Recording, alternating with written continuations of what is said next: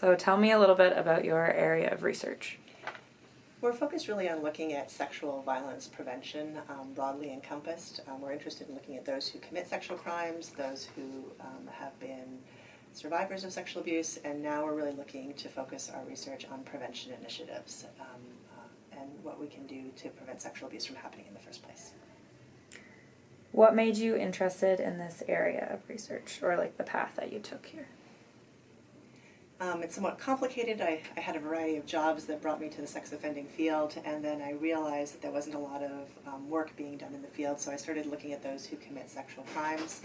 I got more interested, and as I've come to develop our research, we found out that 95% of sex crimes are committed by somebody who's not yet committed a sexual offense, which means that all the work we're doing with sex offenders is only dedicated to 5% of those offenders who are committing new crimes. And so we really have kind of switched our focus to focus on prevention and stopping those 95% of crimes from happening in the first place.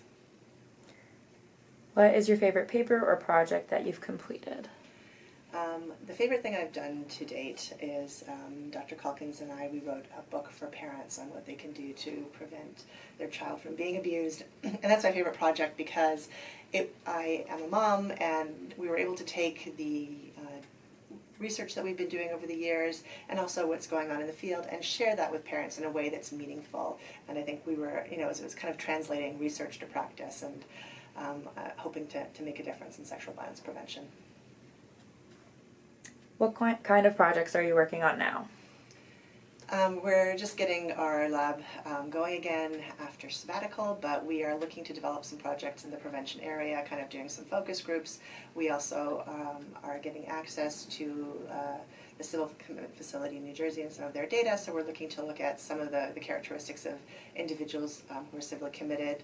We have ongoing projects where we're looking at Latinos who've committed sexual crimes and some of the criminogenic needs for those individuals. And we have an ongoing data set that we have been analyzing where we have a sample of over 3,000 individuals who committed sex offenses, and so we continue to analyze that data. What advice for students interested in this area of work, or other general tips for students? I think getting involved in our lab or labs that are doing work in your area, I think is really the best thing to do. I think sometimes you learn what you like by what you don't like.